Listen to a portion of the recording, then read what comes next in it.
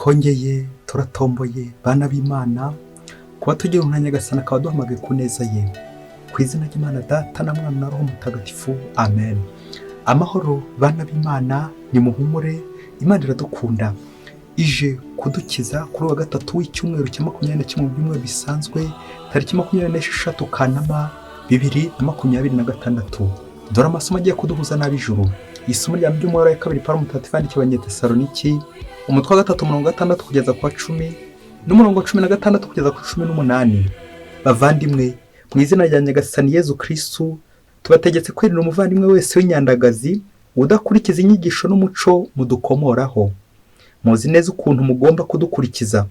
Ntabwo twigeze tuba inkorabusa iwanyu, nta numwe twigeze dusaba umugati wadutunze, ahubwo ijoro n'amanywa mu mvune n'imiruho twarikoreraga ubwacu kugira ngo hatagera n'umwe muri mwe tugora. Si ukuvuga ko tutari tubifitiye uburenganzira, ahubwo twashaka kubabera urugero mukurikiza. Igihe twari iwanyu twabahaye umugambi tuti, niba hari udashaka gukora agereka no kurya. Nyagasani Nyiramahoro ubwe nabagwiriza amahoro aho muri hose n'igihe cyose. Nyagasani abane namwe mwese. Y'indamutso ni ngewe ubwanjye Pawulo yiyandikiye, kandi mu mabaruwa yanjye yose nicyo cyazabemeza ko ari ngewe. Nuko nandika, muhorane iteka neza y'umwami wacu Yezu Kristo. Iryo ni ijambo ry'Imana. Zaburi 128. Hahirwa umuntu wese utinya Uhoraho. Hahirwa umuntu wese utinya Uhoraho agakurikiza inzira ze. Uzatungwa n'ibivuye mu maboko yawe, uzahirwe kandi byose bigutunganire. Nguko uko ahabwa umugisha umuntu utinya Uhoraho, uzagirira amahirwe muri Yerusalemu iminsi yose y'ubugingo bwawe. Hahirwa umuntu wese utinya Uhoraho. Nyagasani Yezu nabane namwe. Amagambo mu Ivanjili ntagatifu ko yanditswe na Matayo, umutwe wa 23, umurongo 27 kugeza ku 32. Muri icyo gihe Yezu aravuga ati, nimwiyimbire bigisha amategeko n'abafarisayo b'indyarya, mwe mumeze nk'imva zirabya, mwe mumeze nk'imva zirabya ingwa. Inyuma ni nziza, naho imbere zuzuye amagufa y'abapfuye n'ibihumanya by'ubwoko bwose. Namwe nuko mumeze. Imbere y'abantu mwigira intungane, nyamara mu mutima haganje uburyarya n'ubugome. Nimwiyimbire bigisha amategeko n'abafarisayo b'indyarya, mwe mwubakira imva z'abahanuzi, mugasukura ibituro by'intungane, mukavuga ngo iyo tubaho mu gihe cy'abasokuruza bacu tuba twarafatanyije nabo kumena amaraso y'abahanuzi. Bityo mukihamya ubwanyu ko muri abana babishe abahanuzi. Ngaho nimwigane basokuruza banyu, maze mubarenze ubugome. Iyo ni Ivanjili ntagatifu. Bayoboke b'Imana, nimugire amahoro. Aha tugeze ni kuri buri munsi. Wahageze, fungura buri munsi, ufungure buri munsi, kandi ucyo gufungura abandi buri munsi, ijambo ry'Imana buri munsi, ineza y'Imana buri munsi. Kimwe muzakubwira ko wahuye n'Imana, si uko bivuga, si uko abandi bigaragarira inyuma gusa, ahubwo hari icyasigaye imbere. Icyo cyasigaye imbere kirerekeza ku buzima bwa nyuma y'uko muvuganye n'Imana. Mwavuganye iki? Icyo mwavuganye nicyo kizerekana icyo mugiye gukorana, nicyo kizerekana uko mugiye kubana. Umubano wawe n'Imana buri gihe ugomba kwerekeza kuri handi wavuye, niba bavuye gusenga koko. Nawe nanjye aka kanya Gasana kaduhaye, tumwishimire kuko tugiriye neza. Amasomo mu munsi naza neza gutwerekeza imbere yacu uko hateye, bityo intego ize kugira iti, kwirinda kwishushanya, kuko akenshi muri no si ari gihe tuba twiyerekana uko dutari imbere, tugaharanira ko twamererwa neza inyuma abandi bagatubona. Ariko niko Nyagasani wo kubona, uko nigaragaza inyuma abantu bakanshima bakankomera amashyi, burya niko Imana nayo iri kubigenza. Wasanga se bari kunkomera amashyi inyuma, ariko imbere mu mutima hari amashyira, kandi byaba ngaye. Masomo rero agiye kudufasha kwirinda uko kwishushanya, maze tukamera uko Nyagasani yifuza ko twamera. Turaza kugendera ku nshinga ebyiri z'Igifaransa neza ziza gutwinjiza muri ubu buryo tugaragara inyuma ariko imbere bidahuye. Inshinga mbere yaza kwitwa apparaître, apparence. Inshinga kabiri yaza kwitwa l'être, être, kugaragara ndetse no kuba. Ese wowe izi nshinga tutaratangira kuzitondagura uziba mute? Aya masomo neza neza niho agiye gutuganisha kuri izi nshinga ebyiri. Inshinga ya mbere iyo bavuze apparaître, kugaragara, cyangwa kwigaragaza. N'uburyo tuba dushaka kubaho ariko bitaza guhura nuko narinjye kuvuga ubushobozi bwacu byerekana. Kugira ngo mbe nshinga ni nka wa mukobwa wakumva ko abasore bakunda inyuma cyane, noneho agafata nk'ibiringiti byinshi cyane akabirunda inyuma. Nuko umusore yamukobaho inyuma akumva koko inyuma hameze neza, ati uyu niwe tuzabana. Wayangishiweho ibintu byinshi biringiti inyuma, nuko biza kurangira se igihe n'ikigera cyo kubana niko bizakomeza. Uwo niho bita aparetre w'umugabo, akora ku buryo yihangishwaho ibintu byinshi nyine bihura n'ukuntu ashaka gufatwa, ashaka kwigaragaza, kwiyerekana, ariko wasanga se inda n'umugongo byenda gufatana, ariko agashaka kwibyibushya, nyuma bikazagaragara ko ari byo yihangishijweho. Iyo niyo nshinga bita kugaragara, apparaître, l'apparence nta kirimo. Na niyo mpamvu ngiye kuganisha ku nshinga ya kabiri, être, l'être. Mu gihe apparence ari ukwigaragaza, gushaka kwiyerekana, être yo ukuba n'ukuri, n'ukwiyakira. Ndi mugufi ngiyakira uko ndi mugufi, ndi muremure nkabyakirana, ndi urukara nkabyakira, ndi inzobe nkabyakira, uko meze kose uko ndi nkabasha kubyakira. Ikitugora rero twebwe abantu nuko dushaka kwihangishwaho, nuko nkumva niba ndi urukara nza gushaka za mukobwa nyisiga kugira ngo ngaragare neza inyuma, ngihangishwaho neza ibintu nyamara atari komeze. Iki ni cya gikomeye imbere y'Imana. Hari uko Imana yatugize, ishaka ko tumera, irashaka ko mba mfite tayi imeze cya, ariko ngiye ngahora nihangishwaho, natakaje ubumuntu. Uwo muntu nuwo ndiwe, wa wundi ntaza kugombera kwihangishwaho, wa ntaza kugombera kwipompa, aho gukondi. Uko turi niko Imana nyine ibishaka. Uko dushaka kubaho kurenza ubushobozi bwacu, uko niko shitani aba twishimira gutwigarurira. Ukuba ukuri imbere yawe uko bihura n'inyuma, aho niho bita rero tutajya tugera. Ukubaho akenshi dushaka kugira ndetse no kwigira, ariko tukaza kwibagirwa ko tugomba kuba abo turi bo. Icyo nicyo bita ukuri. Ibyo ufite imbere burya nibwo bukiri ufite, naho ureka undi. Amasomo y'uno munsi aragaruka kuri zishinga ku buryo ubu na buriya. Paulo we azivuga mu buryo bw'umurimo ko umuntu wese ushaka kwigaragaza ntago akora apparence, ntago ushaka gukora, bikazakuganisha ahandi hantu ubunebwe, bikazaranyura gukora mu mifuka. Wanze gukora ngo wigaragaze ukuri, usiba uko wari uri, ugashaka gusabira ibyo abandi ujya kwiba kuko washatse kugaragara uko utari. Umurimo ni ingenzi. Paulo akavuga ati udakora ntakarye. Paulo ikoraniro ry'Itesaloniki araninenga ko harimo inyandagazi, abantu badashaka gukora, abanebwe. Akabibutsa ko bashaka kugaragara neza, nacyo kiranga abanebwe. Kumva yafata ibyo abandi akabyitirira no kwiba bitabuze, gukora mu mifuka bitabuze, ari gutondagura iyo nshinga neza ya apparaître, ushaka kugaragara neza ariko utigeze ukora. Umuririmbyi azabarongera twibutse ko tutahirwa niba tudahugiye ku murimo. Nta murimo w'imfabusa ubaho, kiro cyo kuroga, guterekera, kubandwa, uburaya n'indi myuga nk'iyo ngiyo iganisha mu gisombi. Umurimo ni ingenzi. Umurimo ukozwe neza n'uburyo bwo gukomeza isengesho. Nayo ntera umuririmbyi azabura agira ati hahirwa umuntu utinya Uhoraho. Gutinya Uhoraho ni ugukora ibyo Imana itubwira. Uwo murimo Imana idusaba.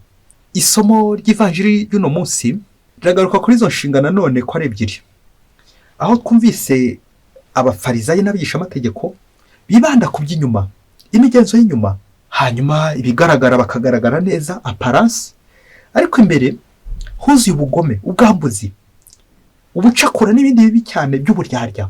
Yesu yakoresha uburyo bw'imva, shatse kuvuga batariho, bapfuye. Nawe nanjye twongere turebe niba inyuma tutaragiye dusiga kugira ngo dusigirize inyuma apparence, ariko imbere ari imva, imbere ari urupfu, imbere twakwica abandi, imbere tugira nabi. Iri somo nige rije kureba ngewe wibonekeza, ngewe wirata, ngewe wiyemera, ngewe ushaka kugaragara neza. Rimwe na rimwe abandi baba batambonye neza uko njye nashaka kwigaragaza nkaba navuze induru ngatera amahane kandi imbere koko ndi umugome. Nyagasani rongera kunkomanga ati nyaboneka izo aparanse zaho zirandambiye, ibyo ngaragariza by'ibikorwa byiza inyuma birandambiye. Ndifuza ko nawe wagira ubushishozi ukagaragara neza imbere, kuko nicyo shaka. Kuko Imana ishaka n'umutima umugororokeye, umutima mwiza, nta bugome, nta kugira abandi nabi. Buri gihe tukabaho turi gukora neza. Nguwo umuntu ntabwo ari ukora neza inyuma gusa, ahubwo niyo mvugo ugira iti udakora ukora niyo ukosa. Kandi uriya ukosa niwe ushobora no kwikosora. Yazi ko yakosheje ashobora no kwikosora. Ngaho natwe Nyagasani adusaba kugera, ntabwo ari ko turi abanyamafuti n'indyarya n'abagome, ahubwo icyo ashaka ni ukugira ngo umenye ko ibyo biriho maze wikosore. Kwikosora kuko ukora arakosa, ariko iyo wabashije kubona ikosa ryawe ni nko kwakwigora ukikosora, bityo ureke kwishushanya. Nyagasani n'umunsi yakurega asanga urishushanya, uribonekeza, uriyemera, ariko imbere umeze nk'ikirura, inyuma ugaragara nk'intama. Kandi biradusaba ubushishozi mu byo dukora byose, kugira ngo iyi nshinga ya mbere aparetere natwe tuzatuzurizaho, maze l'essence l'être, l'essentiel, icy'ingenzi tutagifite, tutariho. Utariho ntabwo ushobora no kugaragara, ntibyavamo. Biragusaba kubanza kubaho ukuri, ukiyakira, ukareka Nyagasani agatambuka iwawe. Nibwo uzagira ubuzima, nibwo uzabaho. Igihe cyose uzareka Nyagasani akaba ari iwawe. Mubyeyi, ndagusaba kugira ngo niba ushinze urugo ufate agatambaro kawe, hari igihe waza kurira. Niba kandi witegura gushinga urugo, umusore nawe umukobwa, iyi nkuru yumvana ubushishozi. Nimba haravuze kurira, uze gufata akamushwari kawe wihanagure, ubundi ubuzima bukomeze. Dore ko icy'ingenzi atari ibibazo uhura nabyo, ahubwo n'uburyo ushaka ibisubizo. Umunsi umwe hirya kure cyane mu gihugu kimwe, umukobwa wari mwiza, yari mwiza ku buryo abasore bamutambukagaho nk'uko bamurangarira. N'abandi basore babaga ari guhata nk'ibirayi, uwo mukobwa agatambuka baritemaga kubera kurangara ubwiza bwe, uburanga bwe. Uwo mukobwa rero akaba yari afite iwabo bakize cyane, bakize bino byo gukira. Nuko rero ntibarukuriza ibiciro, kwigira idolari ya 5 simbizi, ngo aza gufata icyemezo uyu mukobwa nyuma yo guca akajagari. Mu rwego rwo guca akajagari ati umusore uzaza kunsaba byibuze azaba yuje ibintu bibiri. Icya mbere nuko azaba akize, afite ibintu mbibona koko, na konti ze birumvikana zipfiningiye. Icya kabiri nuko azaba yarize kugera kuri dogutora. Ntuze guhita umaze umukobwa amashuri yize uko angana, ariko ndifuza kubwira ibintu bibiri yashyizeho kugira ngo byibuze azashakane n'uyu musore. Nuko abasore bakazi iwabo, benshi akababenga. Umumotari yaza ntawe nshaka, umushoferi yaza ntawe nshaka, utarize ku mashuri ashaka ntawe nshaka. Abasore muri karitsiye hafi ya bose arababenga. Nuko haza kuza nyine wa musore yashakaga, imbomate, wa musore ugendera muri modoka itabona, warize koko. Wa mukobwa ko asuzumye asanga afite ya diplome ya dogutora, asanga n'imodoka arayifite, amakonti ameze neza. Mbese wa musore ahuye neza ku kigero cya umukobwa. Amweretse iwabo arishima cyane koko, uyu niwe twari dutegereje, uyu ni umukobwa twari dutegereje, umukomeze neza, usobanutse, umusirimu k'uyu nguyu. Igihe cyaje kugera koko, kubera ibyo yifuzaga bigezweho, akora ubukwe bw'igitangaza. Ab'umuryango barishima koko, umukobwa wacu ashakanye n'umusore usobanutse uzadukiza. Igihe kigeze, wa musore n'umukobwa babanye neza muri mata na buki, barishima, baza kubasura barabakira neza, wa muryango umera neza. Wa musore n'umukobwa kuko barabanye. Nyuma y'igihe kitari kigufi, wa mukobwa agiye kubona abona umuntu aje mu rugo iwabo, maze ajyana wa musore na kwa mugabo ku ruhande amubwira ati umva rero, imodoka yanjye uyimaranye igihe uyikodesha, kandi wanyeye amafaranga y'ubukode, ubu ngubu nje kwitwara njye nyirayo kuko wambereye umuhemu. Nuko aramubwira ati nyaboneka ngirira ibanga umugore ataza kubimenya, ndaje nyiguhereze. Arayimuhereza. ngo umugore aramubaza ati bigenze bite, uriya muntu yaje kubwira iki? Yewe yaraje kumbwira ko imodoka itambereye nk'umudogiteri nkanjye, ko hari indi nziza yamboneye, bityo nzamukomeraho amafaranga nyine kugira ngo ayimpereze iyo nziza, ubundi tujye tugera mu modoka isobanutse. Wa mugore arikiriza ati yo, mbega umugabo mwiza we, imodoka nziza koko umusirimu. Imodoka barayitwaye, ntiyaciye kabiri undi araza arakomanga ati ndagushaka. Ati maze rero naje kugira ngo iyi nzu uyimazemo igihe utanyishyura amafaranga y'ubukode, uva rero ntabwo wongera kuyiraramo, iyi nzu urayimpa.